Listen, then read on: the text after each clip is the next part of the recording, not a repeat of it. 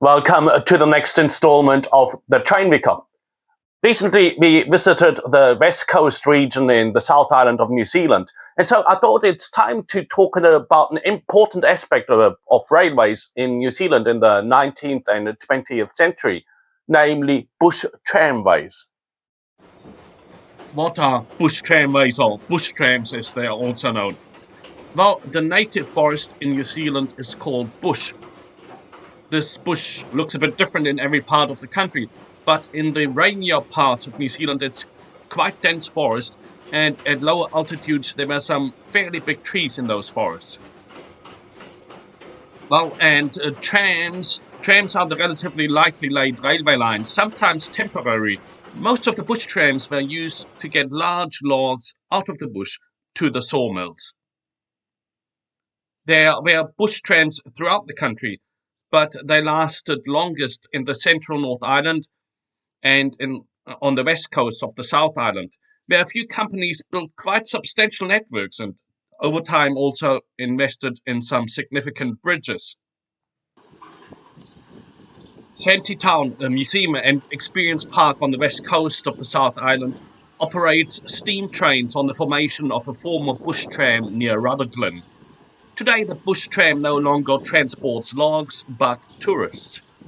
Tourists can now experience travelling through the bush on such a train. It's called the Infant Creek Tramway.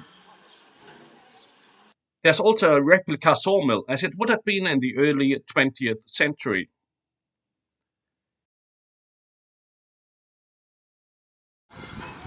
The steam locomotive used at the Infants Creek Tramway at Shantytown is L508. This locomotive actually never worked on a bush tram in New Zealand until it was in preservation. It was originally built for New Zealand Railways in 1877 in England. In 1901 it was sold to the Public Works Department, and then in 1931 it came to Portland Cement. From there it went to the Tauranga Historic Village, and finally in 1998 to Shantytown.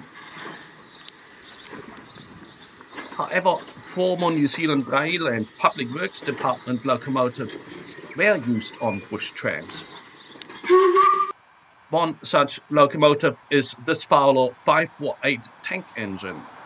It was originally built for the Public Works Department, and after some boilers were swapped between similar engines, it came to a sawmill on the west coast. This locomotive is now preserved at Steam Scene in Canterbury, so it doesn't operate in the bush anymore. A bit more typical for bush trams were geared locomotives. This Climax Loki worked on bush trams in the North Island, but is now preserved at Shantytown. Currently it's not operational. And this Heisler geared locomotive worked on the west coast of the South Island for many years and is now also preserved at Shantytown, also not operational as well. Similar bogie locomotives were also built in New Zealand. This Loki is now preserved at the Bush Tramway Club in the Waikato and was built by A&G Price and Thames in New Zealand. Over time, internal combustion engines replaced some of the steam engines on bush tramways in New Zealand. Bush tractors were rebuilt by New Zealand firms from overseas tractor models and truck models. This geared bush tractor is now at the New Zealand Timber Museum near Tokoroa. Another bush tractor displayed there clearly underwent many rebuilds throughout its life. There's also a bush tractor on display at Shantytown. In addition, there were a few other interesting vehicles used on bush trams. To get the workers to the sides, bush jiggers were used in places, converted trucks that ran on rails. These ones here are preserved at the Bush Tramway Club in the Waikato. At the large West Coast sawmill of Ogilvy and Co. Limited, a railcar was built in 1941 to 1942 to bring workers into the bush from their Gladstone mill. This company had an extensive network of bush tramways and also owned the Rutherglen Mill with a tramway that is used today by the Infant Creek Tramway of Shantytown. In the late 1930s, labour laws changed, and now the men had to be paid from the time they clocked in at the mill rather from when they arrived at the felling site in the bush. The mill owners therefore had to get their people to the work sites a lot quicker. And so that's why Ogilvy and Co. built this railcar to bring workers to the bush as quickly as possible on the tramway. Originally, the railcar could be driven from either end. Now in preservation, it's just really used from one end. Through its bogies, it was ideally suited for the rough track of the bush tram. Today, this railcar runs at Steamseen near Christchurch, quite far away from its West Coast origins.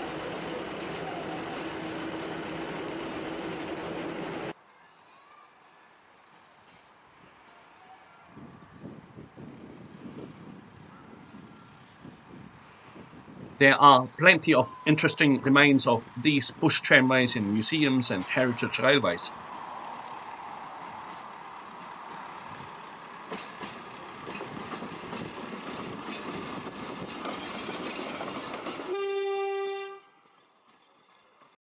Sometimes when walking in the bush, you still strike the traces of these tramways. They were fascinating. But working in the bush and on these tramways was also quite hard and very dangerous. We shouldn't forget that. Many men were injured. Much of the work was physically demanding. This was not an easy life. And of course, some of the pristine bush was damaged or even totally removed by this extractive industry. Life in the settlements around the sawmills was also often quite rough and hard. But in many of these places there were churches and many people regularly attended them. Here among the bush trams was also real faith and people that had God in their lives. Over time, the work in the bush provided less and less employment and many families moved away.